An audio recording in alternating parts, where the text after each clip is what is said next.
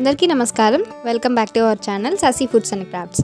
ఇవాల్టి వీడియోలో నోటికి పుల్లగా కారకారంగా ఎంతో కమ్మగా ఉండే పుదీనా రోటి పచ్చడి ఎలా చేసుకోవాలో చూద్దాం.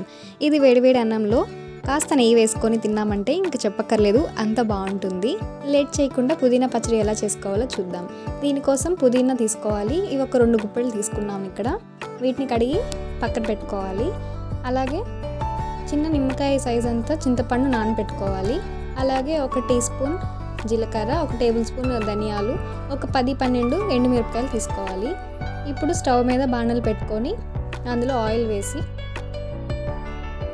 అది వేడైన తర్వాత ఇవన్నిటిని వేసి వేయించుకోవాలి. లో ఫ్లేమ్లోనే వేయించుకోవాలి.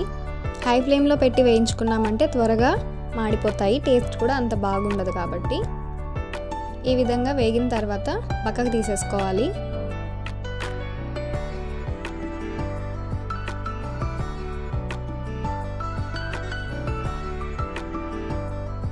ఇప్పుడు అదే బాండల్లో పుదీనా కూడా వేసి బాగా మగ్గించుకోవాలి.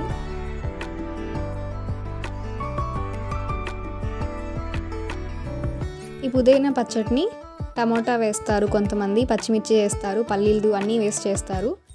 టమోటాతో కూడా చేసుకోవచ్చు, ఇంకొకసారి చూపిస్తాను అది. పల్లీలు ఇవన్నీ వేస్తే ఏమవుతుందంటే ఆ టేస్ట్ వేరే వస్తుంది, పప్పుల టేస్ట్ వస్తుంది. సో మనకి పుదీనా టేస్ట్ కావాలంటే ఇలానే చేసుకోవాలి.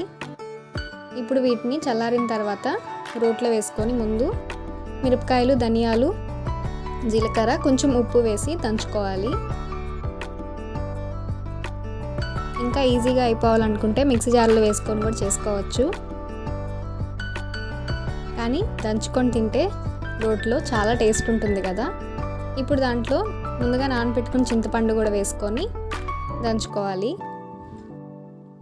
ఎప్పుడైనా కుదిరినప్పుడు వారానికి ఒకసారి, నెలకు ఒకసారి అయినా సరే ఇలా రోట్లో దంచుకొని తినడానికి ట్రై చేయండి. మంచి టేస్ట్ ఉంటుంది, కొంచెం ఆరోగ్యానికి కూడా మంచిదే. ఈ విధంగా దంచుకున్న తర్వాత పుదీనాను కూడా వేసుకోవాలి.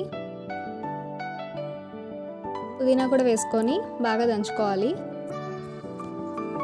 ఈ పుదీనా పచ్చడి అజీర్తికి చాలా మంచిది. అలాగే జ్వరం వచ్చినప్పుడు ఈ నోటికి ఏం తినాలనిపించదు, అలాంటప్పుడు కూడా ఈ పచ్చడి వేసుకొని తిన్నామంటే చాలా బాగుంటుంది.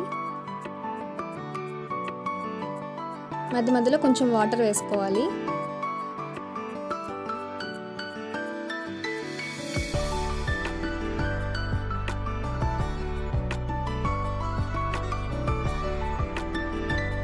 ఈ విధంగా కొంచెం మెత్తగా దంచుకున్న తర్వాత ఒక ఉల్లిపాయను కూడా తీసుకొని దంచుకోవాలి.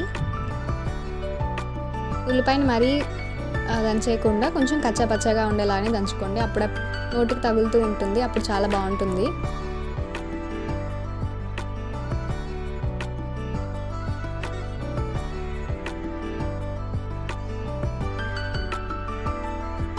కొంచెం మరీ గట్టిగా ఉంది అనిపిస్తే కొంచెం వాటర్ వేసుకొని కలుపుకోండి.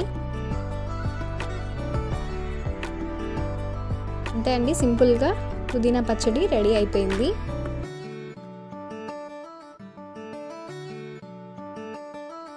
కొంచెం న్యాచురల్గా ఉండడానికి కొబ్బరి చిప్పులో వేస్తున్నాను, ఇది పూర్తిగా ఆప్షనల్. ఇలా ఎంతమందికి రోట్లో దంచుకున్న పచ్చళ్ళు అంటే ఇష్టమో కమెంట్ చేయండి. ఈ వీడియో కనుక మీకు నచ్చినట్లయితే లైక్ చేయండి, మీ ఫ్యామిలీ అండ్ ఫ్రెండ్స్ అందరికీ షేర్ చేయండి, అలాగే కమెంట్ చేయండి. సబ్స్క్రైబ్ చేసుకోవడం మాత్రం మర్చిపోకండి. Thanks for watching.